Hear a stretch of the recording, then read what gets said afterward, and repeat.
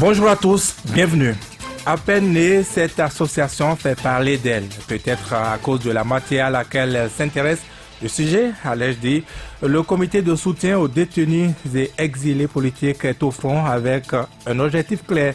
Mais pour quelle chance? Qui sont ceux qui sont membres de cette association? Ont-ils des objectifs inavoués?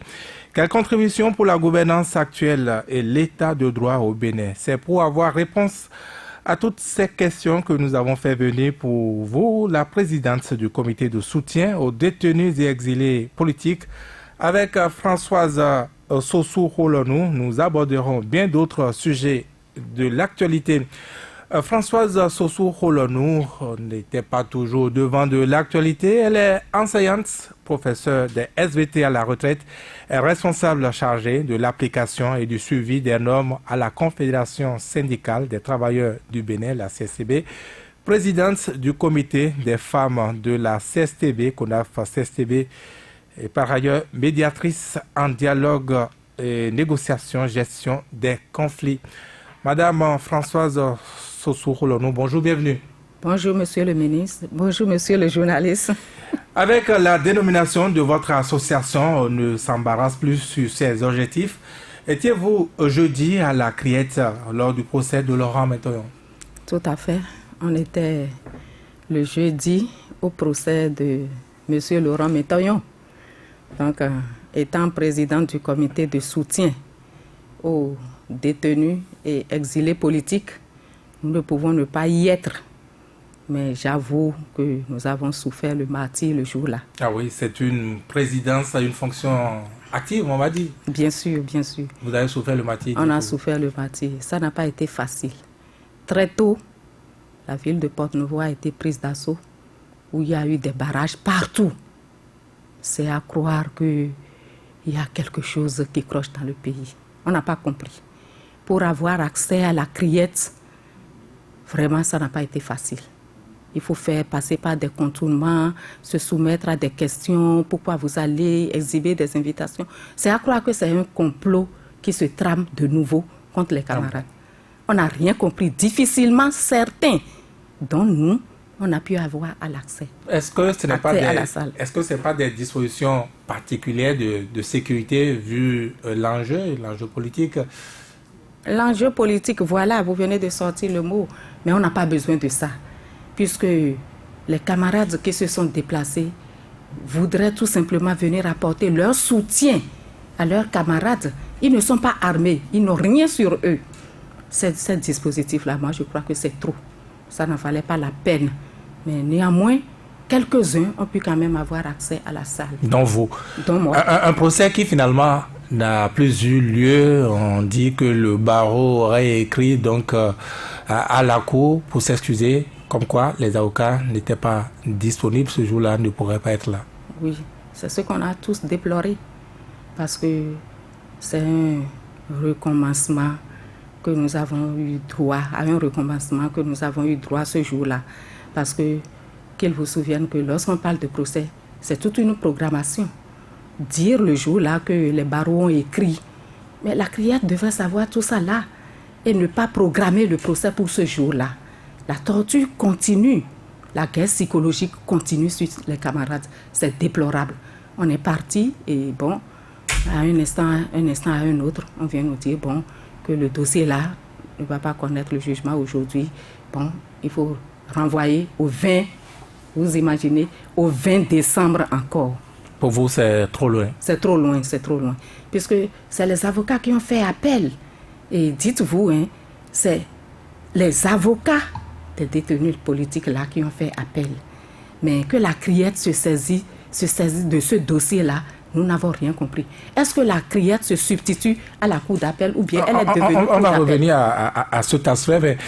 Vous qui étiez à la Criette ce jour-là à Porte-Nouveau, contrairement donc à cette affirmation de ce que les avocats n'étaient pas disponibles, donc la Criette et d'autres institutions judiciaires ne pourront pas fonctionner. On dit que la Criette a bel et bien, après le dossier Laurent Métoyon qui a été renvoyé au 20 décembre, après d'autres dossiers, un dossier notamment. Oui, nous avons appris cela, parce que aussitôt après avoir renvoyé le dossier Métoyon et ses co-inculpés à la date 20, nous on est descendu, on a fait quand même quelques minutes en bas et par la suite on a constaté que d'autres dossiers ont connu le jugement. Ont été appelés. Ont été appelés le jour-là. On n'a rien compris. Bon, qu'est-ce qui s'est passé? Ce qui est sûr, ils ont renvoyé le dossier Métaillon au 20 décembre. Vous voyez, il y a matière à s'inquiéter. Surtout que c'est un dossier, c'est un jugement qui a été déjà rendu, on les a déjà condamnés à 5 ans. Les avocats ont trouvé que c'est injuste, ils ont fait appel. Nous allons continuer maintenant avec, on va se présenter, on dit, bon, renvoyer à telle date, renvoyer à une date ultérieure. À quand la fin? Oui, mais est-ce que l'argument de ce que le barreau a écrit pour demander que les procès ne puissent se tenir, est-ce que ça ne tombe pas? Est-ce que vous avez cherché à savoir pourquoi on a pris un dossier après où on a condamné les intéressés à 15 ans de prison ferme? On a condamné qui? Les intéressés, le dossier après celui de Laurent Métaillon. Bon, nous, on n'a pas cherché à savoir, seulement on a déploré le fait qu'on renvoie le dossier Métaillon au 20 décembre. Pendant ce temps, on a pris un autre dossier. L'analyse que nous nous sommes faite à notre niveau, on n'a vu aucun avocat de ces détenus-là. Et nous sommes il avait l'avocat de M. Adegouké qui était là. Ah, bon, il n'y avait pas les autres avocats. Nous, même là, on s'est dit, mais il y a quelque chose qui croche.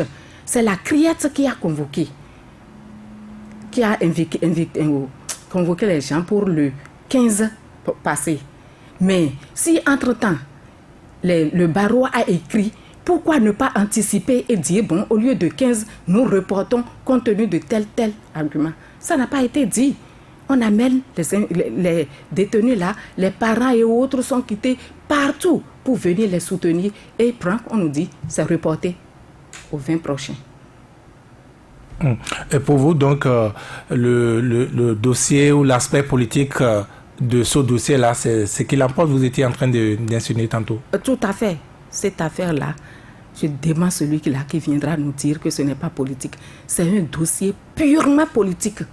Vu le déroulement depuis l'arrestation, depuis la remise de la convocation, jusqu'à la date où on les a convoqués, jusqu'au moment où on les a encore envoyés à Misrete et jusqu'à la date du 15, ce dossier-là donne toutes les preuves d'un aspect politique.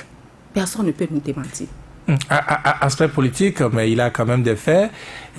On parle donc de corruption. La criette est là pour réprimer, comme sa dénomination l'indique, réprimer les crimes économiques. On est quand même dans le sujet, non? Monsieur le journaliste, permettez-moi de vous dire ceci. Vous savez, Monsieur Laurent Métaillon n'est pas n'importe qui au Bénin. Il a fait ses preuves au ministère des Finances. C'est un haut cadre du ministère des Finances. C'est un administrateur des finances. Il a été, au nom des travailleurs, président du conseil d'administration de la CNSS. Allez interroger ses collègues. Allez parler de Laurent Métaillon au ministère des Finances aujourd'hui. Même les ministres sous lesquels il a servi témoignent de son intégrité. Et c'est pour cette raison que lorsqu'il a reçu la convocation, il ne s'en est pas arraché les cheveux. Ne se reprochant rien, il est parti lui-même se rendre. Et dites-vous, avant la convocation de M. Laurent Métaillon, je puis vous dire que le Conseil des ministres du 2 novembre 2017 l'a déjà jugé et condamné. Pourquoi je le dis?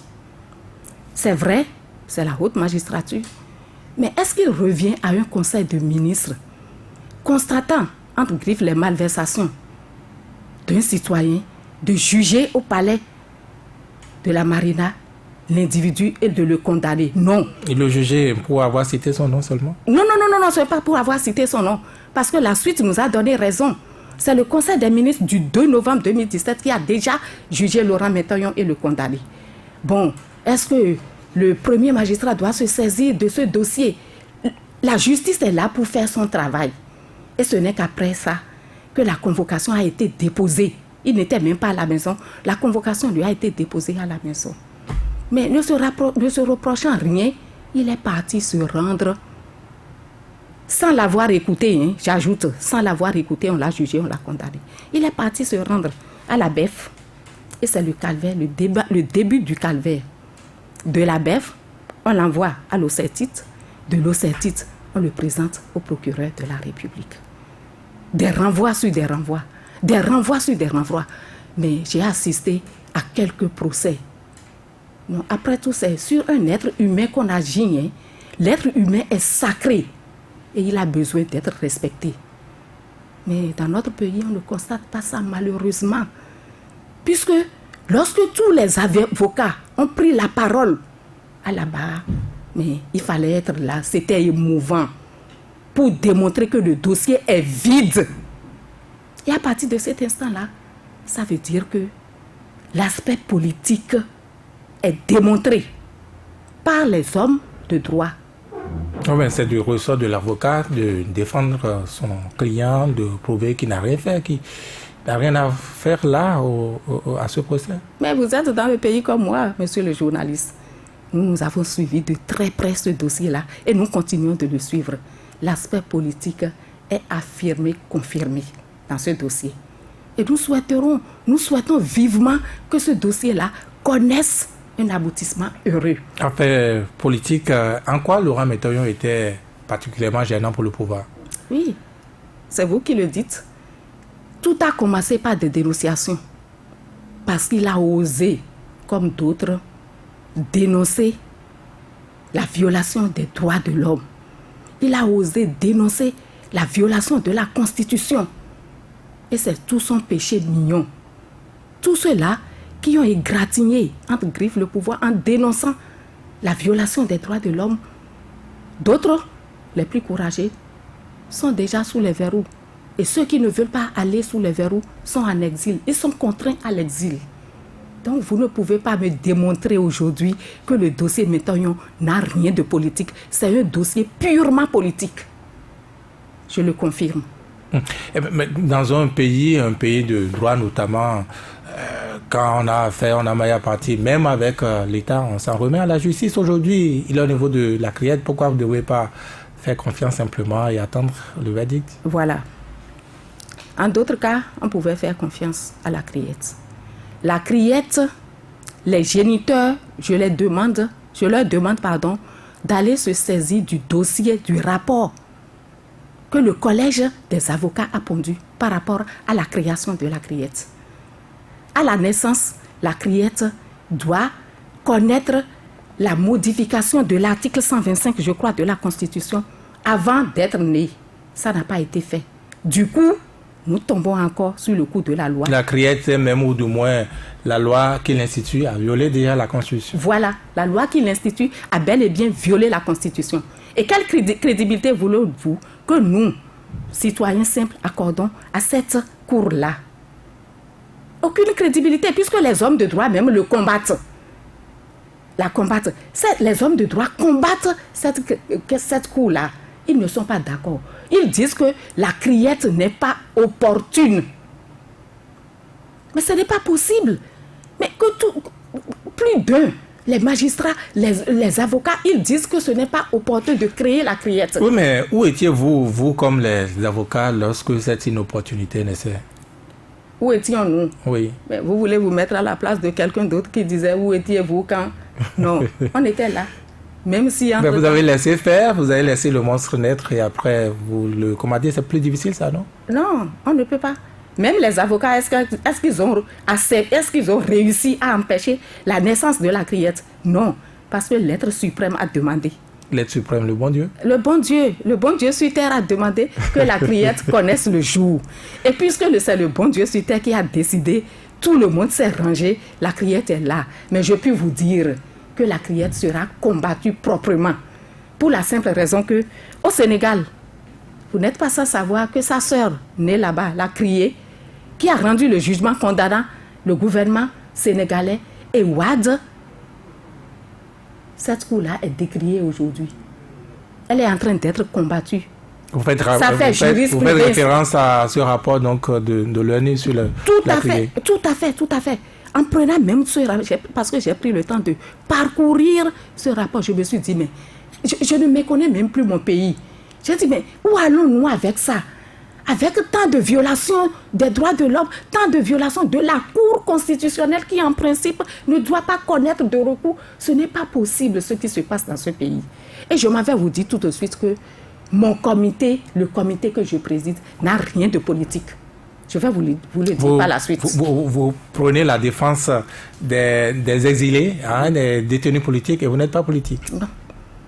Vous savez pourquoi? Dites. Je prends la défense des exilés politiques et des détenus politiques. Parce que, comme on le dit souvent, si votre case prend feu, et si vous ne vous empressez pas d'apporter votre seau d'eau pour éteindre le feu, ça viendra sur votre case. Nous prenons la défense des détenus politiques et des exilés politiques parce qu'on n'a pas vu leur péché mignon. Et quand moi j'ai accepté volontairement prendre la présidence de ce comité, c'est pour cause. Parce que, je vous le dis au passage, je revenais d'une formation sur le dialogue, la négociation et la gestion des conflits, où il a été fortement recommandé l'application de la résolution 1325 pour que les femmes s'impliquent davantage dans l'instauration et le maintien de la paix dans leur pays. De l'ONU. Une résolution de l'ONU. Et à partir de ce moment, je rentre dans mon pays.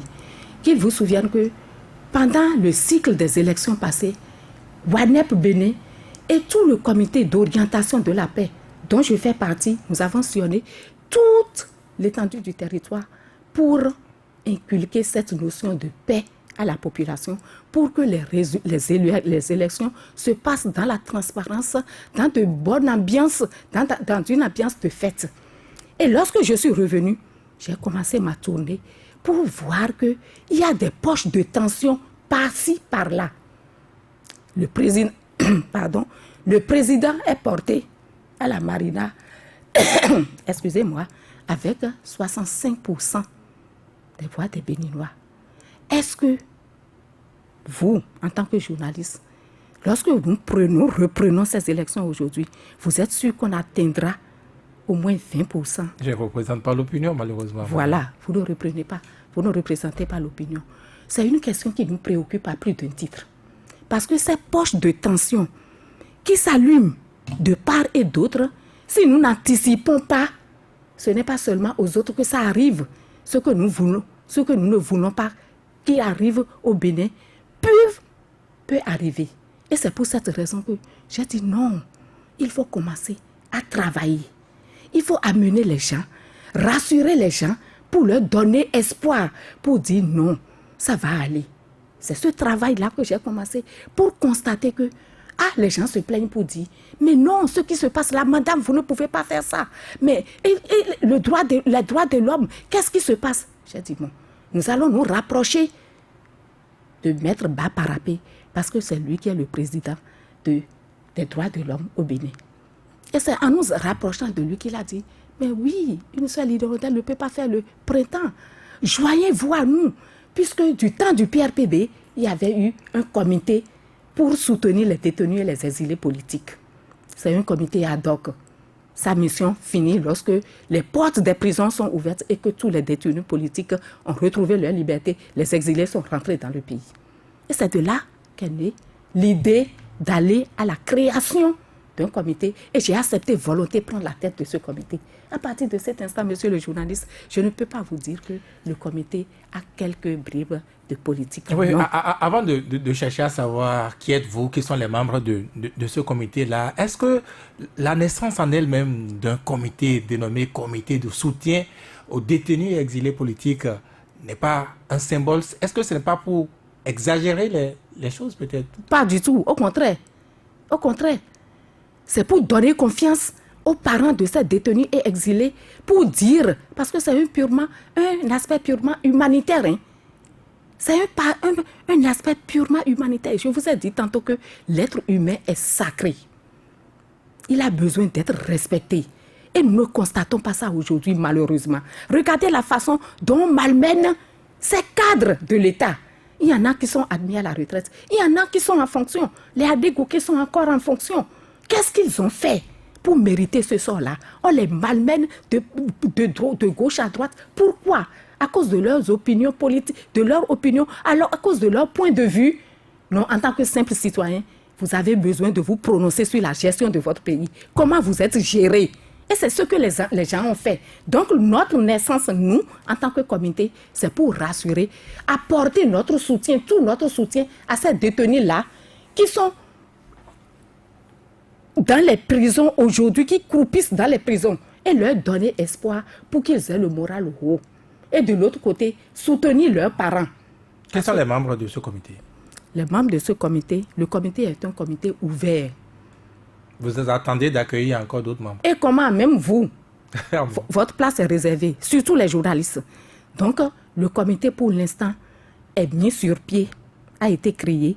Il a 5 membres pour le bureau. Mais le bureau sera étoffé par d'autres membres. Et déjà, nous avons plein d'adhésions parce que la cause est noble. Ah bon, vous avez d'adhésion dans un Bénin attentiste où tout le monde a peur, personne n'ose. C'est vous qui le dites. C'est vous qui le dites. Vous ne le savez pas. Tout le monde ne peut pas avoir peur. Je vous en prie. En fait, vous êtes né pour casser donc, cette peur, pour briser tout cela. Tout à fait. Nous sommes nés pour casser cette peur parce que à vouloir avoir peur, c'est à vouloir ne rien faire et mourir dans l'anonymat total. Ce n'est pas possible. C'est un autre humain qu'on a élu qui vient nous diriger. Pourquoi avoir peur de lui? Il s'agira de travailler avec lui, de l'aider. C'est pour ça qu'on l'a élu. Mais dire que, bon, on a peur de se cacher, non, ce n'est pas l'objectif du comité. Nous allons rassurer tout le peuple béninois pour leur dire qu'il y a encore espoir dans ce pays. C'est tout ce que nous faisons. Il n'y a rien de politique. Et quel type de soutien allez-vous apporter aux détenus d'abord, puis aux exilés? Par rapport aux détenus, de temps à autre, nous irons leur rendre visite, discuter avec eux, les rassurer pour leur dire que le vent qui souffle là va cesser un jour, où ils retrouveront la porte de la liberté et revenir à leurs parents, à leurs amis, pour travailler au développement de leur pays. Vous allez arranger leur morale? On va arranger leur morale, c'est sûr, ils en ont besoin. Du côté des parents, nous allons rendre compte, nous allons rendre visite aux parents, les soutenir moralement, pourquoi pas? Bon, il n'y a pas les finances aujourd'hui, mais nous allons leur apporter notre aide sous toutes les formes. Les rassurer que ce qui se passe aujourd'hui, ce n'est que temporaire. Nous avons vu plus que ça. Ce n'est pas ça qu'on souhaite, mais on va arranger les choses. Parce que le Bénin, comme je le dis, nous n'avons pas, même si d'autres ont 2 nationalités, pour la majorité, nous n'avons pas 2 nationalités. Nous devons nous battre les mains dans les mains pour sauver cette démocratie, pour sauver notre pays, pour le bien-être de toute la population. Ben, qui dit soutien dit quand même un peu d'argent, un soutien financier. Oui. Où est-ce que vous allez trouver ces ressources? Bon, il y a des gens de bonne volonté qui vont nous soutenir. Même nous qui sommes là. Ça a commencé. Les gens de bonne volonté viennent nous dire, bon, madame, nous vous soutenons, nous sommes avec vous, invitez-nous, voilà ce que nous avons, vous allez acheter. Et le plus grave, monsieur le journaliste, vous savez que le compte de ces détenus politiques sont bloqués. De quoi ils vont vivre? Est-ce que ce n'est pas logique? Est-ce que ce n'est pas dans la pratique, lorsqu'on parle donc de crime économique, la première des choses, bien souvent, c'est ça? Mais on parle de crime économique. Les gens ne vont pas vivre, ils ne vont pas suivre leur famille. Ça veut dire que lorsqu'on soupçonne quelque chose de vous, on vous met en détention, les enquêtes se poursuivent, on bloque votre compte. En attendant d'y voir clair pour qu'il n'y ait pas d'évasion non plus. S'il devait y avoir évasion. Mais je vous ai dit que M. Laurent s'est rendu lui-même, non? Ne se reprochant rien. Pas d'évasion physique des personnes, évasion de ses ressources financières. Mais chez Laurent Métaillon, le compte a été bloqué depuis le 23 novembre 2017. Mais on aura fini de faire donc les enquêtes pour voir, bon, est-ce qu'il y a eu sur liquidation, est-ce qu'il y a eu ceci, là. Mais ça n'a pas été fait. La famille va se nourrir de quoi? Et lorsque vous prenez un fonctionnaire béninois aujourd'hui, ce n'est pas sa femme, ses enfants. Il y a des marches longues, comme on le dit. Et ce seul salaire, cette seule pension doit nourrir. On ne voit pas ça de près. Non, c'est ahurissant ce qui se passe dans notre pays. Et c'est pour cette raison que je ne peux pas, en tant que médiatrice, la restauration et le maintien de la paix, je ne peux pas me taire sur ça là, parce que c'est la mission que nous avons reçue depuis Abuja en passant par Accra. Est-ce que les Béninois viennent à vous à découvert sans se cacher, ou il y en a qui se cachent pour vous aider ces détenus à travers vous? Non, il n'y en a pas qui ne se cachent pas. Ils viennent à visage découvert pour dire non, la lutte que vous menez là, c'est noble, c'est notre lutte à nous tous. venez avec nous. Je leur dis, si vous jugez que c'est une lutte à nous tous, venez. Et ils viennent. Puisque je vous ai dit que, pardon, mais ça n'a rien de politique. Vous avez vu ce qui a conduit à la naissance. Pardon, je suis venue, comme j'ai l'habitude de le faire, avec Wanep Béné, nous avons formé beaucoup de médiatrices dans le pays, dans tous les départements, les médiatrices communautaires. Et leur rôle, c'est même de se dessaisir des conflits latents et d'aller en dialogue avec les deux opposants pour instaurer un dialogue franc, pour ne pas laisser les conflits là surgir, éclater. Et c'est ce que nous faisons. Est-ce que vous n'avez pas échoué à votre mission? Où étiez-vous lorsque, eh bien, ces conflits-là, ces personnes, voilà, se sont retrouvées dans ces genres d'affaires qui ont sans doute pris à petit feu jusqu'à atteindre ce niveau aujourd'hui? Vous parlez de quel conflit? Ceux-là, ces affaires, ces détenus, ces exilés, qui, n'est-ce pas, le fruit d'une tension, d'une situation normale. Bon, laissez-moi vous dire, monsieur le ministre, vous avez l'habitude de tirer le verre. Monsieur le journaliste, vous avez l'habitude de tirer le verre du nez des invités. Mais je peux vous rassurer que chez eux, il n'y a pas conflit. Si je veux m'attarder sur le cas de Laurent, il n'y a pas conflit. Parce que Laurent est parti avec une documentation. Leur prouver la vérité de sa gestion. Les gens n'ont pas compris. Est-ce que vous vous imaginez toute la tractation qui a eu lieu depuis le moment où il s'est rendu à la BEF, ensuite à l'Océtite. Et le dimanche qui a suivi, dites-vous, hein, il y a eu une perquisition à son domicile, monsieur le journaliste.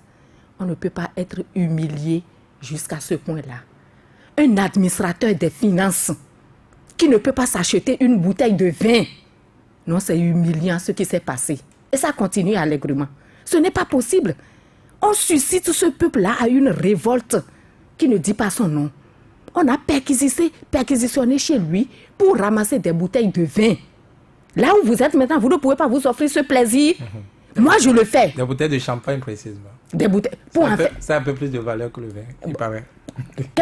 Donc, là où ce monsieur-là, il ne peut pas s'offrir une bouteille de champagne, administrateur de finances, on dit, hein, non, c'est révoltant ce qui se passe. Et c'est pour cette raison que je dis, moi, je prends la tête, la présidence de ce comité, pour montrer le danger qu'on court en se taisant, en ne disant rien. Parce que nous sommes là pour la paix. Et lorsqu'il n'y a pas la paix, tout est permis. Et lorsque ça arrive là, c'est les femmes et les enfants qui perdent le lourd tribut. Parce que lorsque ça va péter, vous, journalistes, vous n'allez pas dire, madame, ramasse tes affaires, vous allez détaler et laisser votre famille. Advienne que pourra. C'est pour cette raison que dans notre mission, la première mission, c'est le soutien. Puisque c'est un aspect purement humanitaire. C'est un aspect purement humanitaire. Le second aspect, c'est la sensibilisation, le lobbying. Nous avons dans notre plan d'action d'aller voir le président de la République. C'est un humain comme nous. Il est le père de la nation aujourd'hui. C'est nous qui l'avons porté à la Marina. Il doit nous écouter. Et s'il ne vous recevait pas, si votre lettre d'audience n'avait pas de suite? Bon, c'est à lui de décider. Mais je suis persuadée qu'il va nous recevoir. Il va nous recevoir. La première dame est une femme comme nous. On ira la voir aussi. Elle va nous recevoir. On va discuter. Trouver un terrain d'entente. Trouver un terrain d'entente. Parce que, comme on le dit souvent chez moi, les entrailles de la mère est tellement surchauffée. Mais l'enfant, il vit et naît sain et sauf. Donc, nous ne pouvons pas baisser les bras. Nous ne pouvons pas baisser les bras avec ce qui se passe là aujourd'hui. Il faut que la paix revienne dans ce pays. Il faut que ces exilés-là reviennent au Bénin. Parce qu'on a besoin d'eux encore. Je ne sais pas si c'est parce qu'on a commencé par le dossier Laurent Métognon. On a l'impression que ce comité est plus né pour Laurent Métognon. Pas du tout. Pas du tout. Le comité est né pour tous les détenus politiques, monsieur le journaliste. Laurent Métognon est l'un des détenus politiques. Monsieur Adekogé est l'un des détenus politiques. Monsieur Oussayo est l'un des détenus politiques. Tous ceux qui sont là, partis pour l'affaire de la CNSS, sont des détenus politiques. Il y a le député Atao. Vous savez pourquoi Atao est là-bas aujourd'hui, non? Il y a le jeune Korokone. le jeune Korokone, quel est son péché mignon? On a dit qu'il a été régionaliste. Il ne peut pas parler de sa religion. Mais il faut qu'on arrête, monsieur le journaliste. Vous ne citez pas un. Je ne cite pas un. Il a l'autre nom, par exemple. Il ne mérite pas, il n'est pas détenu politique à ce jour. Mais je vous dis que le comité est là pour porter soutien et assistance à tous ceux-là qui, à un moment donné ou un autre, ont exprimé leur point de vue, leur opinion. C'est tout cela, pour tout cela que nous sommes nés. Et ensuite, en élargissant, nous allons apporter assistance, même à distance, à tous ceux-là qui se trouvent contraints à l'exil aujourd'hui. Justement, mais ça, c'est une autre affaire. Ce n'est pas le même mode opératoire. Comment allez-vous soutenir des exilés? Vous avez les moyens? Le premier moyen, déjà, c'est compatir à ce qui leur arrive. C'est savoir que vous existez. Et savoir que nous existons. Nous avons des correspondances en direction de là où ils sont. Parce que... Non, je ne sais pas si c'est parce que vous n'êtes pas dans la situation, je ne vous le souhaite pas, que vous ne voyez pas la gravité de ce qui se passe. Je ne vous le souhaite. Mais pourquoi vous dites ça? Moi, je suis là pour poser les questions. Vous êtes là pour poser des questions. Mais ce qui se passe, si je prends le député Djenoté. Valentin Gossou Djenoté. Vous savez qu'il est en exil aujourd'hui, non? Mais pourquoi il est parti? Parce que nous sommes partis pour mobiliser tout ce monde-là, pour que la loi, notre constitution ne soit pas modifiée sur un coup de tête. Et il a eu le privilège, je dis bien le privilège, de dépouiller ce document-là. C'est son péché. Oh, mais comment établissez-vous aussi rapidement les causes, les motifs donc, de soit les détentions, soit l'exil? Est-ce que ce n'est pas simpliste ça? Non, vous ne pouvez pas dire que c'est simpliste. Parce que lorsque vous voyez la situation aujourd'hui, tous ceux qui osent, je dis bien osent égratigner, en parlant de la gestion du pays, ils sont pris dans le cercle des opposants. Mais ce n'est pas parce que je dis, bon, la façon dont je suis gérée, ça ne me plaît pas, il faut ci, il faut ça, que je suis d'office opposant. Mieux, c'est d'ailleurs la façon de dire, ah, je mets le doigt sur cette mauvaise gestion, sur ce qui se passe. C'est la façon d'aider le dirigeant à se corriger, à mieux diriger. C'est plutôt nous qui aidons le président de la République. Vous n'en avez pas idée. Mais si, tel que vous avez fait la démonstration juste là, qu'il n'est pas à même de comprendre les choses comme ça, est-ce que ce n'est pas vain de faire la démarche d'aller vers lui? C'est pour ça que je dis que notre comité prévoit d'aller voir toutes les institutions, dont le président de la République. On va demander une autre audience en bonne et due forme. À lui de voir son calendrier pour nous inviter. On ira discuter avec lui. Peut-être qu'il est au courant de certains faits. Peut-être il n'est pas au courant. À nous de lui apporter quelques lumières sur certains problèmes que nous vivons. Nous allons discuter avec lui. Notre comité prévoit la visite de toutes ces institutions-là. Est-ce que dans votre agenda, vous avez aussi des actions à l'international, le Bénin n'étant pas, disons, isolé? Oui, le Bénin n'étant pas isolé, nous avons des actions à l'international. Parce que détenus politiques, quand les gens quittent ici, ils vont chercher refuge ailleurs. Mais en étant ailleurs, ils ne peuvent pas vivre dans l'anonymat. Il faut qu'ils se déclarent. Donc, nous avons des actions à l'international. Nous avons les camarades là-bas. Nous allons écrire à l'international pour dire voilà ce qui se passe dans notre pays. À quelle instance, par exemple? Mais, lorsque vous parlez d'instance, il y a le droit de l'homme qui a une assise là-bas. Nous allons les contacter pour dire, évoquer les faits tels que ça se passe. Il n'y a pas tourner autour de peau. On présente les faits tels que ça se passe. Qui n'aime pas la contradiction ne doit pas aimer aussi la mauvaise publicité. Vous n'avez pas peur pour vous-même? La peur réside dans quoi? Puisque je vous ai dit que je suis médiatrice, je me suis fait connaître par le médiateur de la République en son temps, M. Thévo Idjiré. Ensuite, par le ministre, l'ancien ministre Joseph Nyolofou. C'est celui-ci que, de mon retour en septembre dernier, j'étais partie voir les responsables de WANEP et on a fait le programme d'aller les rencontrer. Moi, j'œuvre pour l'instauration et le maintien de la paix. Oh, mais si les choses fonctionnent telles que vous le dites, vous pouvez être banalement aussi un client de la criette sans rien ni chercher, sans rien ni avoir. Mais, puisque nous sommes à l'heure de monter des pièces, de monter toutes pièces, de monter des dossiers de toutes pièces là, ils pourront le faire. Sinon, ils ne trouveront rien contre moi. Ils ne trouveront rien. Et c'est pour cette raison que moi, je n'ai pas peur de ce que je fais. Parce que j'avais travaillé avec le Haut-Commissaire à la gouvernance concertée, où on a mis sur pied un comité d'orientation pour la paix. Et je suis membre de ce comité. Vous avez toujours œuvré pour la paix? J'ai toujours œuvré pour la paix. Pour la Journée internationale de la paix, j'ai fait passer une communication déjà par 2 fois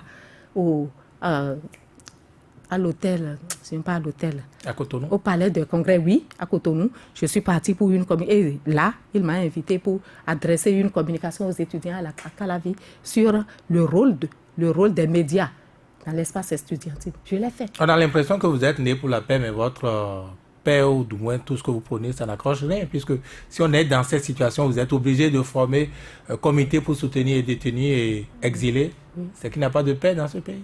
Au contraire, c'est ça qui contribue à la paix. Puisque vous êtes là, on est venu arrêter votre frère. Est-ce que vous serez content de celui qui l'a fait? Votre premier... Mais votre dialogue, personne ne l'a écouté, c'est pourquoi il a ça. Comment personne ne l'a écouté? Comment personne ne l'a écouté? Il y a des gens qui écoutent. Vous ne savez pas tout ce qu'on règle comme problème dans le pays, hein, par rapport aux élections passées. Le cycle des élections passées, vous savez tout ce qu'on a fait? C'est nous qui avons animé la chambre de médiation à l'hôtel Azalaï. J'étais avec le général Boni, avec le juriste Prince Abodjan, avec Madame Yankadja et avec la présidente de WADEP, Madame Zossou et autres.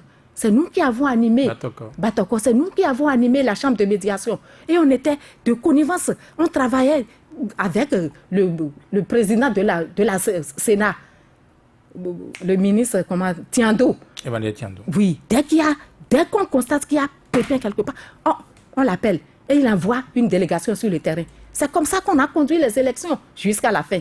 Et vous pensez qu'il n'y a rien qui se fait? Non, monsieur le journaliste, il y a trop de choses qui se font dans ce pays. Et c'est grâce à notre travail que nous faisons. C'est pour cette raison que ce qui se passe et qui monte en flèche là, nous avons l'obligation de nous jeter à l'eau et de commencer à l'étouffer, à les régler pour que notre voix soit entendue, pour que la paix revienne dans ce pays et pour que ces détenus politiques qui sont privés de leur liberté aujourd'hui retrouvent leur liberté. C'est tout notre problème. Quand on entend votre engagement, quand on vous entend parler, est-ce qu'il n'est pas mieux de quitter donc cette position-là de médiatrice, de faiseuse de la paix pour parler ainsi, pour être acteur politique? Est-ce que vous n'avez pas déjà vite franchi la frontière? Quelle frontière? Mais je vais vous dire une chose. Hein. C'est de pure hypocrisie à vouloir dire que je suis apolitique. C'est de pure hypocrisie. Parce que vous avez besoin de puiser dans les eaux du politique pour savoir comment vous êtes géré dans le pays. Non. Qu'il vous souvienne, lorsqu'il y a avancement sur mérite dans ce pays, le gouvernement se dote de tous les moyens, avec tous ses conseillers techniques, financiers, tout, politique, pour lui apporter l'éclairage nécessaire sur les dossiers. Mais toi, syndicaliste, si tu vas t'asseoir les bras ballants pour dire que tu ne veux rien avoir de politique, mais tu te feras broyer rapidement par cette machine-là. Donc, à vouloir dire, lorsque vous prononcez un tant soit peu sur la gestion de votre pays, vous êtes déjà politique. Mais cultivez-vous. Ce n'est pas parce que je me cultive que je suis forcément politique. Non, je vous ai dit et je répète que ce comité n'a rien de politique. Nous nous battons pour réinstaurer la paix dans le pays, pour que ces détenus politiques soient libérés. Parce qu'on a toujours... Leurs parents ont besoin d'eux. Surtout les enfants. Nous sommes en pleine année scolaire. Leurs comptes sont bloqués. Il n'y a pas de sous pour la scolarité des enfants. Et vous voulez qu'il y ait paix dans le pays? Non. Mais un comité d'urgence, ça ne peut jamais remplacer les juges qui vont connaître ces dossiers. Et c'est pour cette raison que j'en appelle à la clairvoyance de nos juges, à l'esprit de responsabilité de nos juges. Parce que tout se passe aujourd'hui, mais le citoyen lambda va se dire, bon, si j'ai un problème, je n'irai pas à la justice, hein, je me rends justice, ce qui est interdit. allons à la vindicte populaire, ce qui est interdit. Ce qui est interdit. Mais c'est ce que les juges nous amènent à faire, malheureusement. Et c'est pour cette raison-là. Vous pensez qu'ils sont complices des acteurs politiques? Oui, quelque part, il faut avoir le courage de le dire. Parce que tout ce que je vois là, les dossiers qui se présentent à eux là, la façon dont ils gèrent là, moi, ça ne me satisfait pas. Ça ne me satisfait pas. Les juges en général, ou vous parlez de la Criette encore une fois? Mais de quelques juges aller à la Criette. Parce que la Criette, là, maintenant, on a dit que sa création est inopportune. Et elle existe. On fait appel. La Criette se saisit du dossier. La Criette est-elle devenue une cour d'appel? Vous êtes fonctionnaire à la retraite. Si vous, en activité, on vous envoie la Criette, enfin, vous n'êtes pas magistrate, mais si on vous envoie, on envoie le fonctionnaire à la Criette, il fait quoi? Mais, qui va m'envoyer à la Criette? On va me nommer là. Vous êtes en activité, on vous envoie à la Criette. Pour aller faire quoi? Non, je suis en train de donner, vous parlez des juges. Si on envoie un juge à la Criette, il va s'y opposer au nom de quoi, votre avis? Non, si c'est une nomination, celui qui l'a nommé, et c'est pour cette raison que je m'avais vous dit tout de suite que les juges qui sont envoyés à la Criette sont des missionnaires. Ils sont en mission là-bas. Donc ils sont redevables de celui qui les a envoyés là-bas. La Criette aujourd'hui a tous les... Oui, mais quelle est la preuve que vous tenez qu'ils sont des missionnaires plutôt? Oui, la preuve que j'ai, c'est tout simple.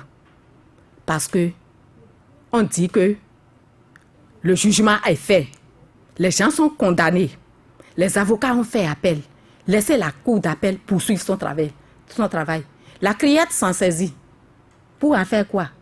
Est-elle devenue une cour d'appel? Donc tout ça là montre que, bon, il y a quelque chose qui croche. Il y a quelque chose qui croche. Moi, je voudrais, monsieur le journaliste, que nos institutions soient libres et fonctionnent librement. Est-ce que ce n'est pas discutable lorsque on parle, par exemple, des émoluments des juges à la Criette? Ils prennent plus du double de ce que les juges dans les autres tribunaux ordinaires prennent. Est-ce que ce n'est pas de nature à les rendre indépendants et du pouvoir politique et de ceux-là qui ont peut-être fait même leur promotion à la Criette? C'est vous qui le dites, mais pour moi, ouais. J'ai le sentiment contraire. À les payer doublement, c'est à leur lier les mains davantage. Parce que... C'est pour assurer la mission. Pour assurer la mission. Pour assurer la mission, vous me permettez les yeux fermés, mais c'est déplorable pour notre pays. C'est déplorable parce que les mêmes juges qui ont rendu le verdict ici se retrouvent là-bas. Qu'est-ce qu'ils vont dire? Et nous sommes en train d'attendre et nous les surveillons. Maintenant, est-ce qu'ils iront au-delà de 5 ans? Non. Qu'est-ce que vous allez leur faire? Non, rien. Non, moi je souhaite, la Criette là va prononcer la libération de ces gens-là. Soyez-en sûrs. C'est pour ça qu'elle s'est saisie du dossier. Au 20 prochain là, vous allez voir que la Criette a dit, bon, ces détenus politiques là, il n'y a pas de charge contre eux. Nous sommes dimanche, vous êtes en train de faire votre prière, c'est cela? Oui, parce que le dossier là, il est vide, comme l'ont dit les avocats. Les avocats ont dit que le dossier est vide. Le premier convoqué, ne se reprochant rien, s'est rendu avec sa documentation pour se défendre, pour leur montrer clairement comment il a géré. C'est le juge qui dépouille la documentation et qui prend sa décision. Le juge dépouille. Mais si toi, lors de ta gestion, au cours de ta gestion, à la fin de ta gestion, tu ne te reproches rien, bon, tu n'as rien à te reprocher, tu te rends. C'est ce qu'il a fait. C'est ce qu'il a. Et jusqu'à la date d'aujourd'hui, si vous le suivez au barreau, vous allez voir avec quelle aisance il s'exprime, il expose les faits. Il n'y a pas celui-là qui va dire, à moins un politique qui a reçu une mission. Françoise Sossou-Rolonu, vous avez dit ici que, à moins de faire dans l'hypocrisie, on ne peut pas être citoyenne, sans pouvoir avoir une opinion politique. Quand on met en place un comité de soutien aux détenus politiques, aux détenus exilés politiques, même sans faire de la politique, c'est d'une manière ou d'une autre l'appréciation de la gouvernance du pouvoir en place. Non, vous pouvez le dire sous cet angle-là, mais fondamentalement, ce n'est pas ça. Parce que quand je prends un simple fait, au péage, nous avons l'habitude de payer 150 francs. Du jour au lendemain, c'est passé à 300 francs. Ça a suscité de grogne au niveau de la population. Vous allez me dire que parce que je suis née, je ne dois pas faire la politique, je ne vais pas m'intéresser à ce qui se passe là. Je vais interroger les gens. Pourquoi en a-t-on arrivé là? Si je fais ça, c'est la politique. J'ai besoin de savoir sur quelle base je suis gérée. Comment on me gouverne dans mon pays. Si c'est ça la politique, je suis d'accord. Mais je ne peux pas rester les yeux fermés, les oreilles bouchées pour dire, bon, on me conduit comme une bête de somme, je suis les gens. Non, ce n'est pas possible. Je dois m'intéresser à ce qui se passe dans mon pays. Si c'est ça la politique, je suis d'accord. Non, ce que je cherchais à savoir, est-ce que la lecture, n'est-ce pas, de cette gouvernance qui s'opère à travers ce pouvoir, le pouvoir donc de Patrice Talon, est-ce qu'elle n'est que mauvaise? Le comité, monsieur le journaliste, n'est pas ici pour apprécier la gouvernance du président de la République. Mais c'est l'expression, c'est une manière d'exprimer une gouvernance, une mauvaise gouvernance du pouvoir. S'il a des détenus politiques, des exilés, ça veut dire que ce n'est pas bon pour un pays, ce n'est pas une bonne image. Pour un pays, ce n'est pas bon. Même à l'international, ce n'est pas bon. Parce que... Mais donc, ce n'est pas des fleurs pour l'auteur? Non, ce n'est pas des fleurs pour l'auteur. Qu'il vous souvienne que... Qu'est-ce qui a conduit à la conférence internationale? C'est les affres du PRPB, non? Vous avez oublié ça? La conférence nationale de 1990. De 1989. Qu'est-ce qui a conduit à la conférence internationale? Parce qu'on était au bout du chaos, au bord du chaos. Où, sous le PRPB, c'était la pluie et le beau temps. On enterrait même des personnes vivantes. On en est déjà là aujourd'hui? Pas encore. C'est pour ne pas en arriver là que le comité est là. Pour rassurer les parents. Parce que la tension monte au niveau de la population et vous n'en avez pas idée. Réunissez toutes les familles de ces détenus. Réunissez toutes les familles de ces exilés. Vous pensez qu'ils vont aborder la gouvernance là de bon cœur? Non. Et c'est ce que nous essayons de leur apporter. N'allez pas à l'extrême. Ça va s'arranger. C'est notre travail, ça. Ne pas conduire les gens à exploser. C'est le travail que l'on fait prioritairement. On ne peut pas dire que tout est rose dans ce pays-là. La détention politique, là, il faut en bannir.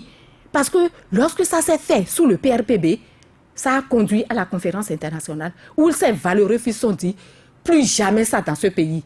Ils l'ont proclamé à la conférence nationale. Et le Bénin espérait vraiment de mieux-être pour dire dépassons tout ce qui s'est passé, allons à la rupture. Et 65% ont accordé leur voix pour que le nouveau régime s'installe.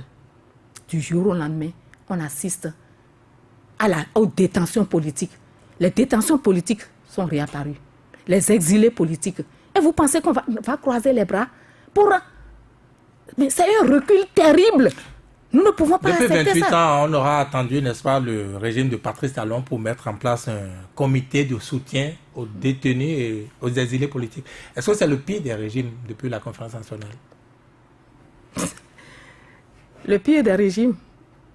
Dans quel sens? Oui, parce que vous n'étiez pas né hier sous Boni Yahi, vous n'étiez pas né sous Nicéphore Dieudonné Soglo, encore moins sous Kérékou. Non. J'ai suivi les différents régimes qui se sont succédés à la tête de ce pays. C'est le régime qui a compté plus de détenus, plus d'exilés politiques? Le régime Talon? Oui, je demande. Non, le régime Talon n'a pas connu plus de détenus. Mais si on n'y prend pas garde, ça connaîtra plus. Et c'est pour ne pas aller sur cette pente-là qu'on a commencé à sonner sur la sonnette, à tirer sur la sonnette d'alarme pour dire, pas question qu'on aille jusqu'à ce niveau-là.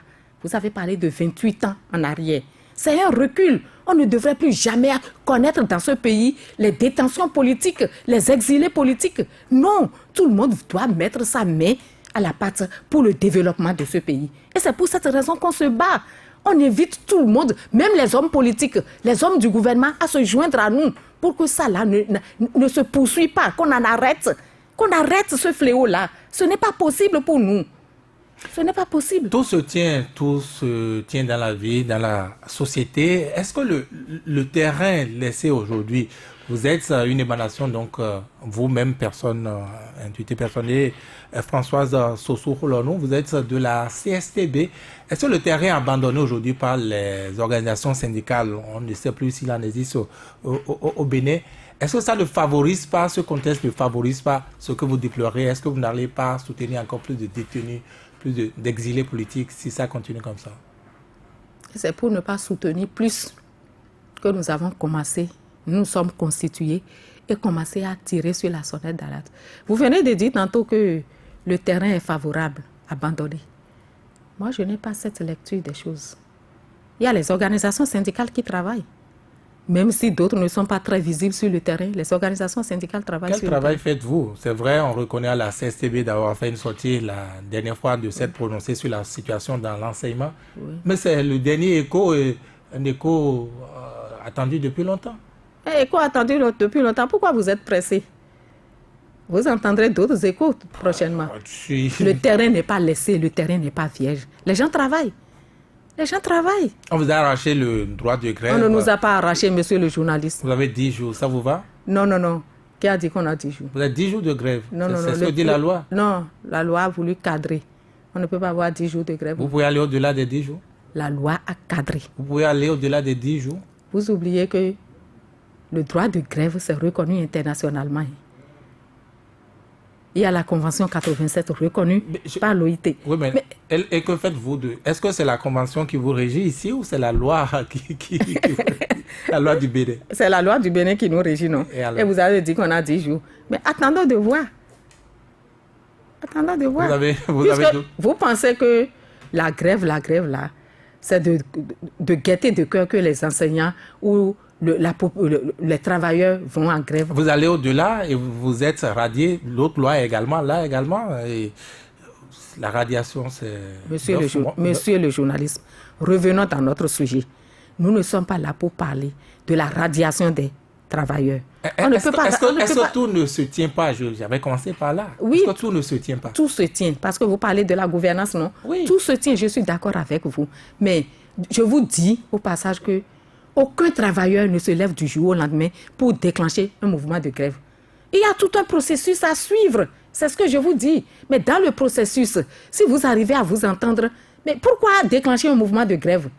C'est harassant lorsque vous déclenchez un mouvement de grève. Parce qu'il faut suivre, il faut aller sur ceci, il faut faire les piquets de grève, il faut faire tout ça là. Ce n'est pas de gaieté de cœur que les travailleurs déposent leur motion de grève. Je vous assure, ce n'est pas de gaieté de cœur. C'est les gouvernants qui nous contraignent à aller à cette extrémité. Et encore que le droit de grève est reconnu internationalement. C'est ce que je puis vous dire. Et que dites-vous alors de... je disais, tout se tient de la liberté de presse aujourd'hui. Vous étiez à la Criette jeudi. Les journalistes n'ont pas pu accès à l'audience, au procès. Je dis encore une fois, est-ce que tout ne se tient pas? Est-ce que votre mission de paix... Vous qui semez la paix, vous n'aurez pas dû aller vous battre sur nos terrains? Sur quel terrain? Non, je préfère me battre sur ce terrain et remporter la victoire. C'est ça que je vous dis. Rejoignez-vous à nous. Venez vers nous. Venez. On va mener le combat. C'est inadmissible qu'à un procès public, on interdit l'accès au journalisme.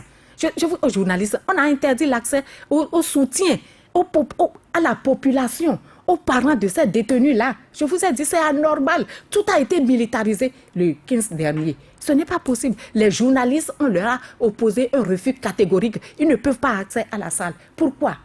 Qu'est-ce qu'on nous cache encore? C'est un complot, c'est un procès à huis clos. Je n'ai rien compris moi-même.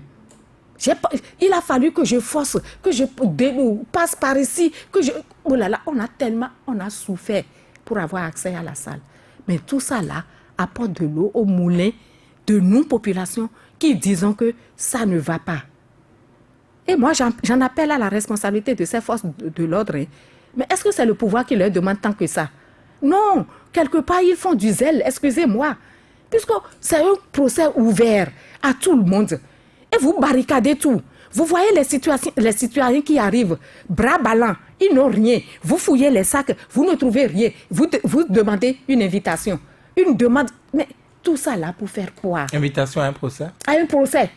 Ils ont demandé une invitation à la délégation de la CSTB. Présentez-nous votre invitation. À un procès. Un procès qui devrait être public. Quel complot ça cache? Et c'est tout ça là qui nous réconforte dans notre position pour dire que le dossier CNSS de Laurent Métoyon, c'est un dossier purement politique. Quand vous faites toute cette description, Madame Françoise Sossou-Roulonou, est-ce que appeler les gens seulement à adhérer à votre comité, est-ce que ça résoudrait le problème? Ça va résoudre le problème. Ah oui, Parce comment? que ça n'a pas été la première au Bénin. je vous ai dit, dans les temps noirs du PRPD, n'en pouvant plus, les gens ont créé un comité de soutien aux détenus politiques et aux exilés. Mais ça a porté ses fruits. Ça a conduit à la loi d'amnistie, non? Vous n'avez pas suivi ça? Vous pensez que c'est ça seulement qui a été l'œuvre de cette loi à laquelle vous faites référence? Le comité a travaillé d'arrache-pied dans le pays et à l'international. Ça a porté ses fruits. Donc, lorsque, n'en pouvant plus, puisque nous sommes interpellés de gauche à droite, le maître Baparapé aussi est interpellé de toutes parts. Il a dit, mais bon, faites quelque chose, vous aussi. Et nous, bon, allons à la création. Et c'est ce qui a été fait. Nous invitons tout le monde à travailler avec nous. Et dès qu'on va commencer à rencontrer les institutions, c'est sûr qu'ils vont comprendre ce que nous disons. Peut-être qu'ils n'ont pas tous les éléments. Vous pensez qu'elles sont pas au Bénin, qu'elles ne comprennent rien, juste là? Mais elles sont au Bénin. Peut-être que, je le dis, peut-être qu'il y a certains volets qui les échappent. Et c'est sur ça qu'on va s'éterniser, qu'on va leur expliquer, apporter la lumière sur ces aspects-là. Ils vont comprendre. Mais nous ne sommes pas là pour la guerre. Nous sommes là pour la paix. Et pour qu'il y ait... Le président est allé en Allemagne, non? Il a demandé à ce que les investisseurs arrivent. Les investisseurs vont arriver dans un pays où la sécurité n'est pas garantie, où le pays est en ébullition, où tout le monde est crispé. Non, les investisseurs ne pourront pas arriver. Je repose la question, qui peut venir à votre comité? Est-ce que les immédiats, est-ce que la vendeuse tout le monde, peut venir? Toute la population béninoise, à commencer par vous. Et pourquoi vous insistez sur ma personne? Oui, les journalistes. J'insiste sur vous parce que vous avez un grand rôle à jouer. Ah ouais? Je suis ici aujourd'hui, non? Vous m'avez invité. On vous a invité. Je vous remercie beaucoup. Continuez. Sans être membre du comité. Et c'est pour ça que je vous remercie. Et je vous demande de vous joindre à nous pour faire le travail, pour faire connaître le comité, pour faire connaître les actions du comité. Partout où nous passons, vous serez à nos côtés. Tout le monde peut adhérer au comité, sans condition particulière. Nous invitons tout le monde. Oui, mais est-ce que quelqu'un qui appartient à un tel comité n'est déjà pas... il ne fait pas office d'un opposant, de quelqu'un qui est contre les actions du gouvernement? Ça également, les Béninois peuvent craindre. C'est leur problème. C'est une courte de vue. Ceux-là, il y en a qui vont le dire. Mais de la même manière, tenez-vous tranquille. Il y a beaucoup comme moi qui ont œuvré à l'arrivée du président de la République, qui sont dans le comité avec moi. Mais vous ne savez pas tout ce que moi j'ai enduré pour que ce gouvernement s'installe. J'ai fait campagne partout. J'ai bravé tout pour qu'il arrive. Si ce n'est pas bon aujourd'hui, on peut vous prendre comme responsable de ce qui est. Oui, et j'assume. J'en assume l'entière responsabilité. Sans regret. Sans regret. Sans aucun regret. Pourquoi? Parce que j'ai vu le danger arriver. Le danger, c'était quoi? Le danger, vous savez comme moi, c'est la recolonisation. C'est le Yovo, vous avez dit. Oui. Est-ce qu'aujourd'hui, on n'a jamais expérimenté le Yovo? Peut-être le Yovo aurait été meilleur, non?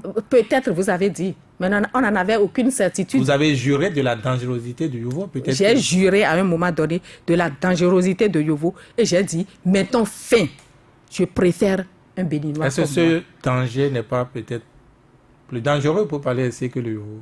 Non, ce danger, c'est vous qui le voyez. Non, il est des nôtres. On va se comprendre.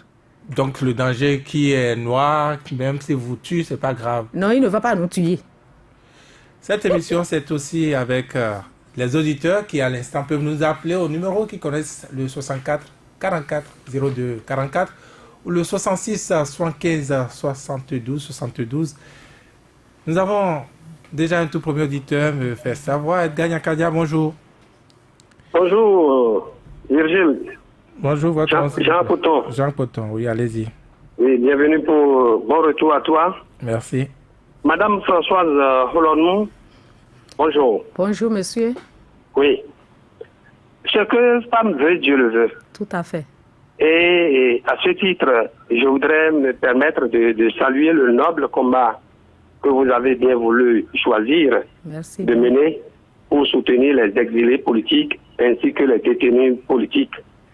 Une lutte qui est en parfaite adéquation avec notre Constitution, notamment en son article 16, deuxième alinéa, qui dit « Aucun citoyen ne peut être contraint à l'exil ». Fin de citation. Mais lorsque moi je visite l'article 25 qui dit « Le pouvoir judiciaire est indépendant du pouvoir législatif et du pouvoir exécutif ». Il est exercé par la Cour suprême, les cours et tribunaux créés conformément à la Constitution. Première question. Lorsqu'on sait que la Criette aussi est une cour qui est créée, je voudrais que vous nous disiez à peu près en quoi la Criette constitue-t-elle une atteinte à cette disposition-là. Moi, je découvre plutôt l'atteinte ailleurs. Et je vous invite à répondre à cette question. Deuxième élément, il n'y a pas pire aveugle que celui qui ne veut rien voir. Dans ces conditions, est-il possible de négocier la paix avec quelqu'un dont la gouvernance se moque essentiellement de la paix? Et troisième question, pour finir, ce que nous vivons aujourd'hui sous la gouvernance de M. Patrice Talon. Vous aviez dit tantôt que dans à l'issue de la conférence nationale, nous avons dit plus jamais ça au Bénin. Mais voilà que nous le vivons. Vous n'estimez pas que c'est l'une des faiblesses de notre Constitution qu'il faille corriger? Je vous rends l'antenne. Bonne journée. Bonne journée à vous, Jean Coton. Nous allons prendre le deuxième auditeur. Bonjour. Monsieur Vigier en français, bonjour. Bonjour. Sylvestre Oloulade. Oui, allez à vos questions, Sylvestre. Bonjour, madame. Bonjour, monsieur. Oui, moi, je ne peux que vous saluer et vous remercier pour votre lutte. Grand merci à vous. Que Dieu vous bénisse. C'est-à-dire, il faut des gens comme vous pour dénoncer ce qui ne va pas dans ce pays. Vous savez, il y a la peur dans le cœur des Béninois aujourd'hui. La peur, même ceux qui, quand nous appelons les radios, des gens nous appellent pour nous dire non, n'allez pas, on va vous créer des problèmes. Oui, c'est dans le pays que nous sommes. Je ne peux vous remercier, vous saluer. Que Dieu vous bénisse et vous protège. Sylvain Soulade. Amen. C'était juste une séance de prière. Le troisième auditeur, bonjour. Bonjour, monsieur Vigile. Votre nom, s'il vous plaît. Le jeune médiateur d'Avran Koukbozoumen, Timothée Doluko. Bienvenue. Je salue votre invité. Merci. Merci beaucoup. J'ai suivi à la lettre votre allocution, madame. Vous déployez assez d'énergie comme le diable dans l'eau bénie. Je suis très content. Alors, permettez-moi de vous demander, madame, on vous a dépensé assez d'énergie derrière certains détenteurs détenus politiques, voyez-vous, comme le cas de Laurent Métoyon. Alors, moi, en tant que quelqu'un sans voix, est-ce que si j'arrive à tomber dans ces genres de pièges, est-ce que vous pourriez, n'est-ce pas, défoncer comme vous êtes en train de le faire? C'est une question, parce qu'on a vu qu'il y a assez de gens qui ont des dossiers vides comme celui de Laurent Métoyon. Mais quelle est l'action que vous êtes en train de mettre sur pied, n'est-ce pas, pour sauver cela? Voilà tout ce que j'ai à dire. Je vous remercie. Très bonne émission à vous. Merci bien. Merci. Bon dimanche à vous. Quatrième auditeur, bonjour. Allô, bonjour. Votre nom? Merci à vous. Oui, allez-y. Bonjour, monsieur le journaliste. Bonjour, madame. Bonjour, monsieur. Je vous salue pour votre bravo, du courage, ça va aller. Merci. Une seule question. Comment voyez-vous l'interdiction des journalistes d'accéder à la criette? Là, le jeudi passé, certains journalistes n'ont pas accès à la salle d'audience. Merci. Merci. Cinquième auditeur, bonjour. Oui, allô? Oui. Oui, bonjour, monsieur. Bonjour. Oui, bonjour, madame. Moi, je m'appelle quelqu'un Robert depuis Faye. Et madame disait tantôt qu'il y avait de pareils comités en temps. Bon, je ne sais pas si c'est un comité. Est-ce qu'elle s'est rapprochée des gens comme Thérèse Ouaoua ou bien essaie pour avoir quelques conseils? Deuxième question. Qu'est-ce qu'il fait pour que les bénévoles de la diaspora soient aussi intéressés par le comité? Troisième question. Qu'est-ce qui est programmé pour moi? Je suis fine. Moi, je m'intéresse à ce comité. Qu'est-ce qui nous est réservé pour que nous soyons dans le pain de ce comité? Je vous remercie. Ok. Bonjour. Bonjour, sixième auditeur.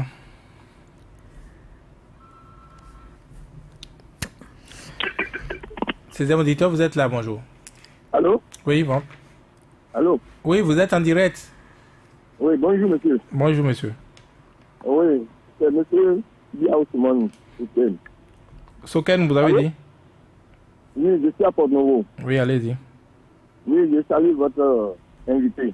Bonjour. Première question. Madame. Oui, monsieur. Allô? Oui, monsieur, je vous écoute. Ok, madame, avez-vous milité une fois dans un parti politique? Deuxième question. Pensez-vous que le mouvement que vous créez maintenant, est-ce pas parce que vous êtes, parce que vous avez milité pour l'arrivée du pouvoir en place et que vous n'avez pas eu votre part dedans, c'est pour cela que vous êtes fâché et vous avez créé ce mouvement-là juste pour pouvoir leur créer des problèmes? Troisième et dernière question. Quel est l'avenir de ce mouvement? Puisque nous avons vu des mouvements pareils dans ce pays avec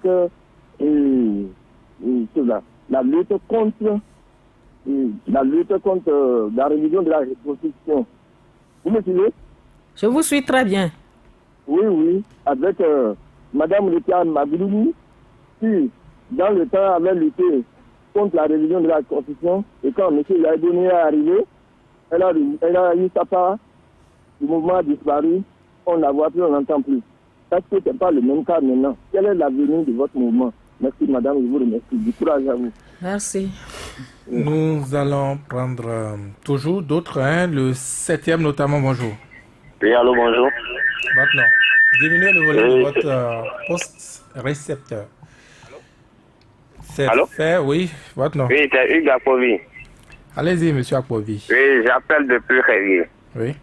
Oui, au fait, c'est juste pour encourager la dame et lui demander à ce qu'elle puisse...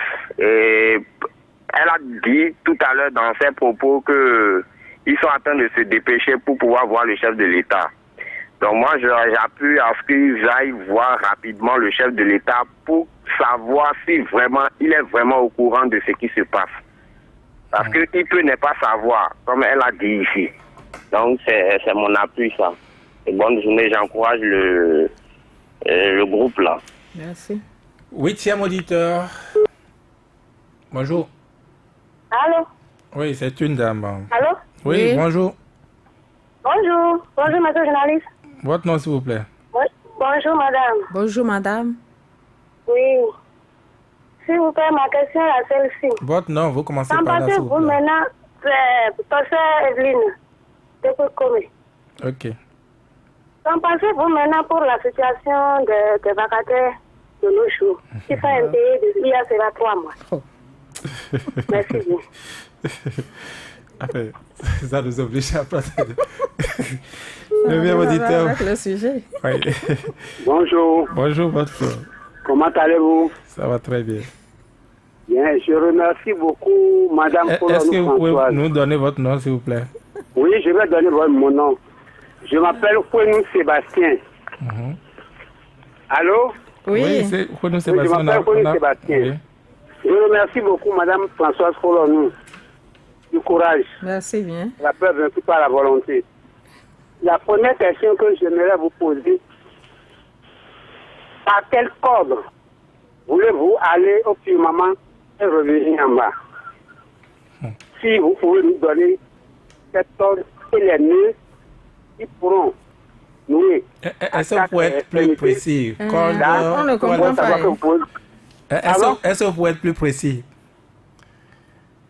Je vous entends pas. Est-ce que vous pouvez être plus précis? Par quelle corde voulez-vous qu'elle aille au firmament? Elle ne comprend pas, moi non plus. Merci. La corde d'abord, c'est les personnalités qui composent cette commission. Et pour aller au firmament, ces personnalités doivent avoir une force qui arrive vers le firmament. Si je dis le firmament, vous connaissez le plus haut. C'est là. Alors là, en bas, il y a la population. Alors donc, vous pouvez aller au firmament. Mais est-ce que vous êtes bien noué du bas? Ces personnes qui composent votre comité. Vous voulez parler Alors, de leur donc, intégrité c'est ou une- quoi une- exactement? C'est la peur. Pardon? Ok.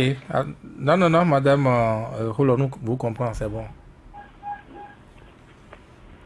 Allô? Oui, votre deuxième question. La deuxième question. Et il y a le premier auditeur qui a parlé déjà de l'article 16 de la Constitution. Et les avocats, le barreau a parlé de l'article 25 de la Constitution. Dans ces deux articles, qu'est-ce que vous voyez mauvais qui a pu permettre la création de la CREET? Merci. Nous allons quand même prendre un 10e auditeur. Le tout dernier, bonjour. Oui, bonjour Virgile. Votre nom, s'il vous plaît. Moi, c'est Abbas Olatoundé. Je suis actuellement dans la zone de la Brouille, ça je vous le dis franchement. Je suis actuellement au niveau du Bélier. Je suis en train de dépasser le Bélier. Tout à l'heure, j'ai perdu un peu les explications les interventions d'ailleurs. Ouais. Que d'abord, ma première question ira dans... Allô? Oui, allez-y, on vous écoute. Oui, ma première question, madame, bonjour. Bonjour, monsieur. D'abord de la bruit qui survient depuis près de 2 ans sur cette chaîne qui est écoutée et aimée par les Béninois. Et d'abord, elle n'est pas la seule. Que pensez-vous de ces médias-là qui ne sont pas à mieux de pouvoir bien s'exprimer, de pouvoir bien nous donner les informations à temps et comme cela se doit? Et ma deuxième proposition, je vais faire une proposition. Au lieu que vous demandez une audience chez le président de la République, moi je souhaiterais que vous demandez d'abord l'audience chez Madame Claudine Talon, que vous allez la voir en tant que femme, la première dame d'ailleurs, et que vous étalez de long en large vos projets et qu'est-ce que vous pensez de la République. Essayez de discuter avec elle, parce que derrière un grand homme se trouve une grande femme. Et je sais qu'elle a le cœur, elle pourra vous écouter et vous faire des propositions pour pouvoir aller voir son mari, qui est d'ailleurs le père de tous les Béninois actuellement. Et ma troisième question pour finir, le PAG est là. Et nous avons de très belles visions du président Patrice Talon dans son PAG. Qu'est-ce que vous pensez de ce PAG-là et quels sont les avantages pour les Béninois actuellement? Merci, bonne journée à vous. Bonne journée, bonne route, Abbas Olatoundé. Nous revenons dans ce studio, Madame Françoise Sossou-Khoulanou. Je ne sais pas par quelle préoccupation vous commencez. On commence par le premier, non? Allez-y. Donc, le premier intervenant parlait de la création de la CREET. Donc, non, pour parler de la CREET, tout simplement,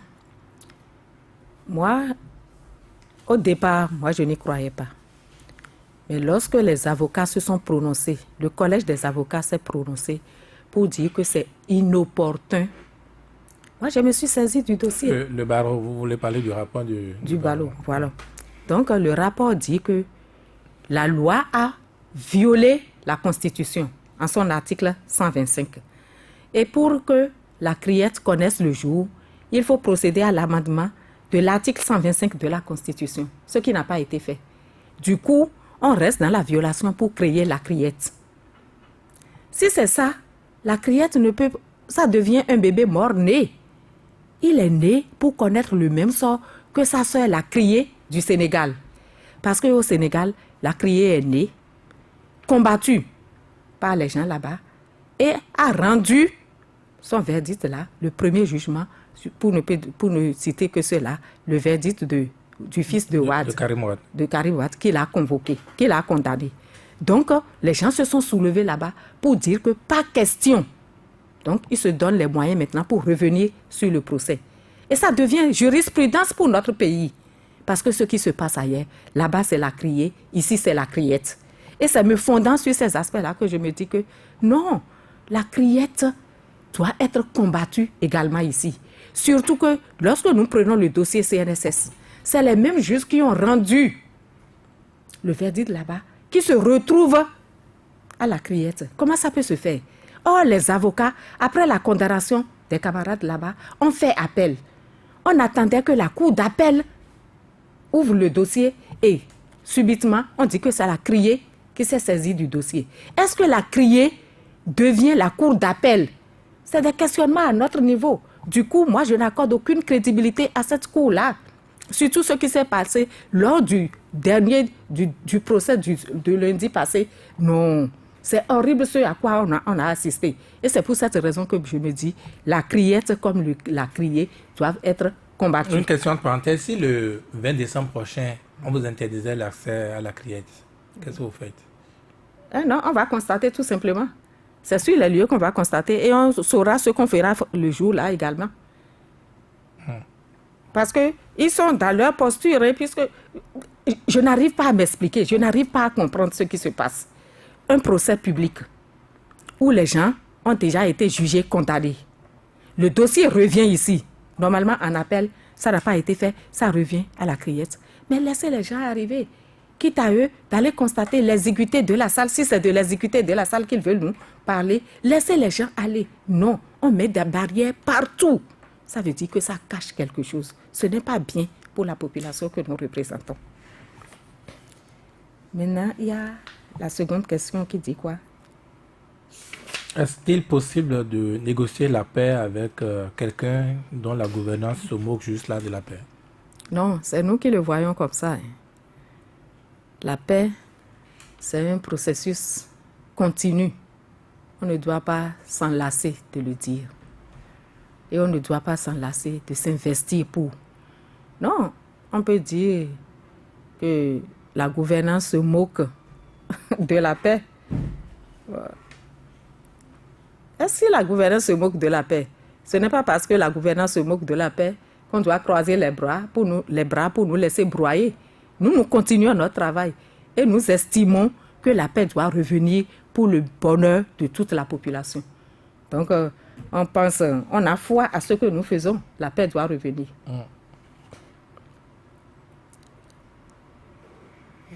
Bon, puisque vous vous cherchez, je vous aide. Timothée Doliko demandait... Non, par rapport à la paix, il a dit que la Constitution, il y a eu violation. Toujours la première question. La première intervention, Jean Poton, qui demandait d'être un peu plus explicite sur les dispositions de la Constitution auxquelles enfreint donc la loi instituant la criette, si j'ai bien compris sa question. Oui, et c'est pour ça que je dis que la loi a violé l'article 125 de la Constitution. Il demandait d'expliquer.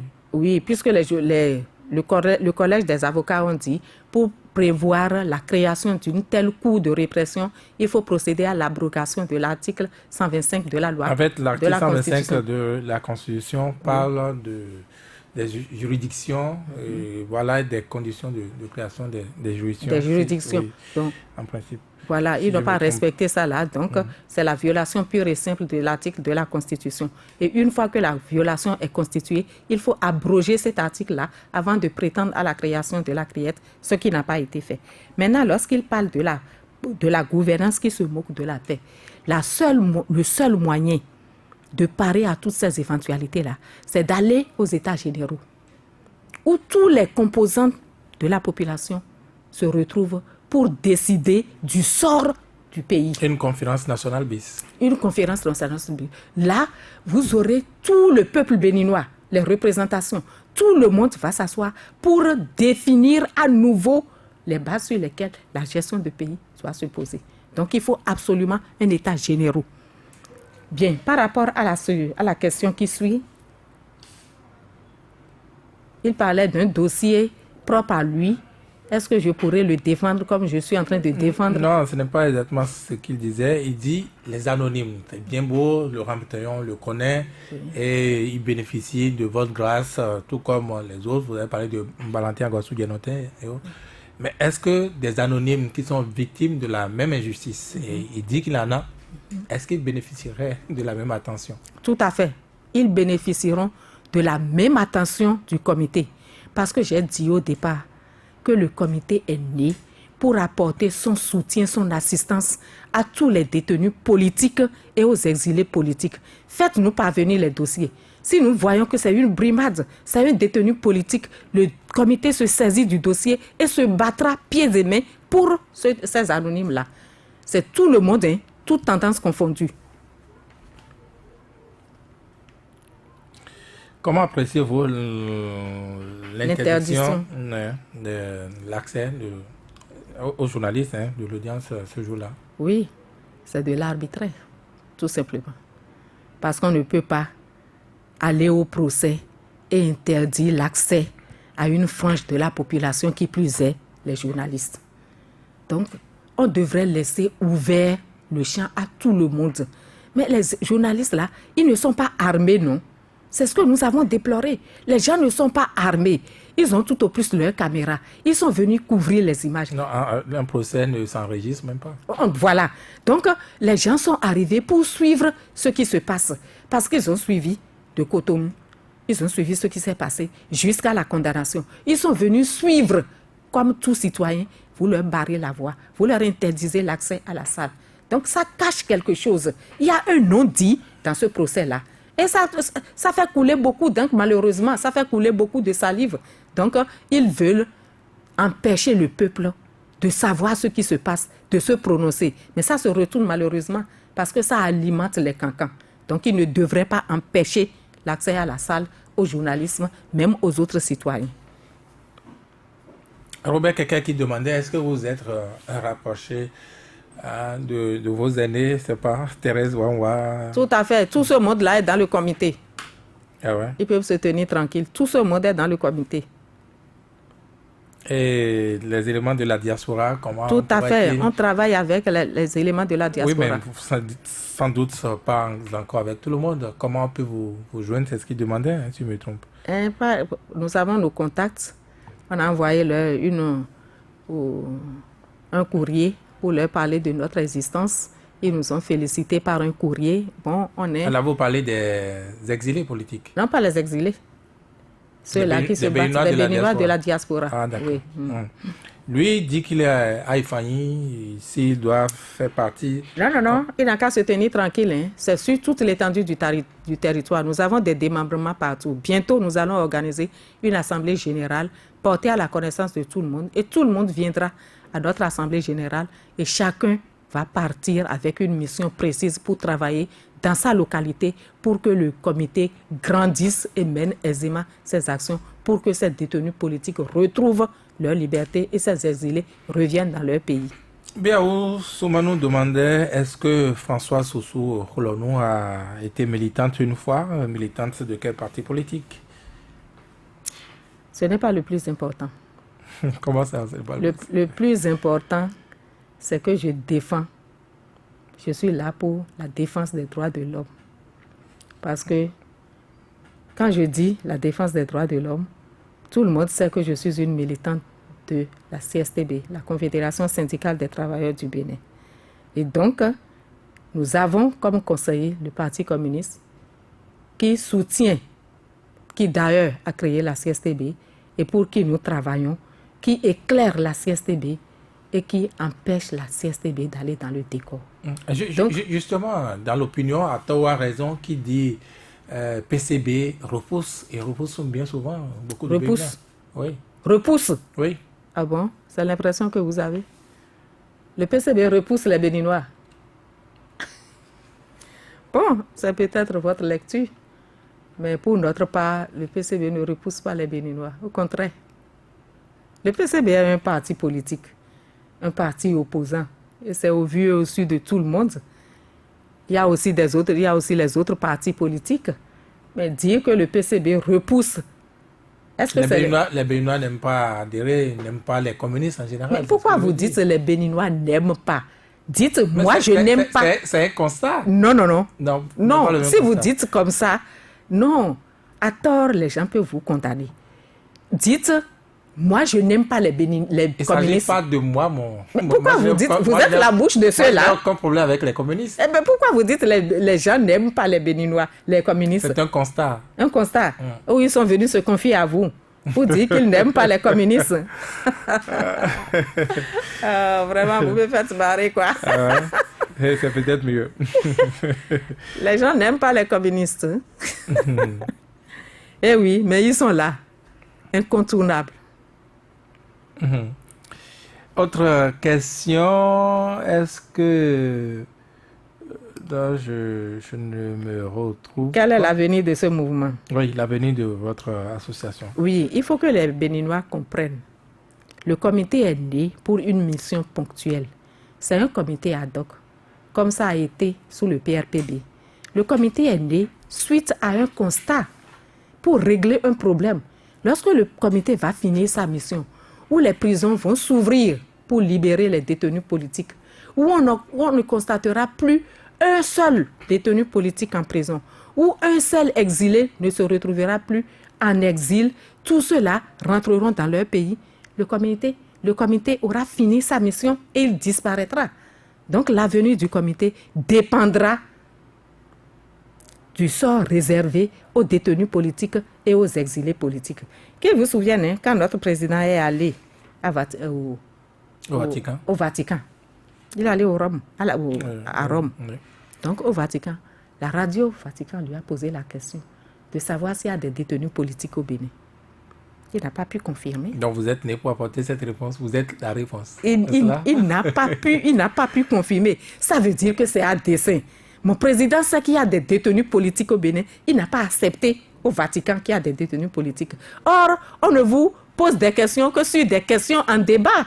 Donc les gens nous suivent de l'extérieur.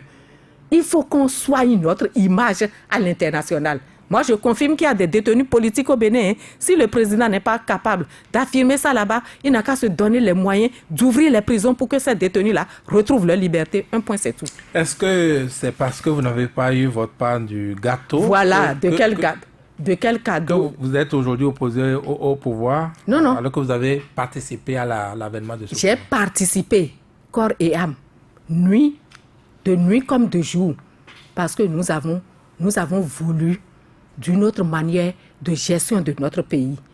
Nous avons œuvré pour l'avènement de ce régime, non pas pour aller prendre notre part du gâteau. Non. Que ce téléspectateur nous en excuse. Ce n'est pas pour prendre notre part du gâteau. Non. C'est pour voir une meilleure gestion de ce pays-là, pour que tout le peuple contribue au développement de ce pays, pour qu'il y ait la paix dans le pays, la santé, l'éducation, pour que tout marche dans le pays. C'est pour ça là que nous avons participé à l'installation de ce gouvernement. Si c'est pour aller prendre notre part du gâteau, pas du tout. On n'en a que faire. Madame Rolonou, je ne vous garantis pas que ce que vous dites actuellement est suivi à Cotonou parce que Soleil FM est brouillé et il est Abbas Olatoundé qui vous demandait de vous prononcer là-dessus. Soleil FM est encore brouillé. Mais pourquoi? Depuis dimanche passé, depuis le passage de Rosine Viera-Soglou. Bon, c'est ce que je dis. C'est de l'arbitraire qui se passe dans le pays. Mais pourquoi? Parce que Soleil FM ne fait que porter à la connaissance du monde. Vous savez, votre radio est très écoutée et je félicite les professionnels de cette radio. Ce n'est pas possible. Laissez les gens exercer librement leurs fonctions.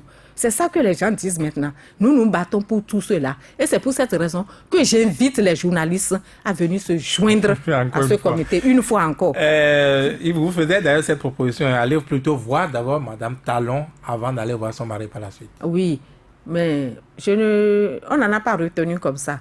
Mais on a retenu voir toutes les instructions, toutes les autorités de ce pays, même les têtes couronnées, les évêques, tout le monde, voir le président de la République, voir la première dame qui est une femme comme nous.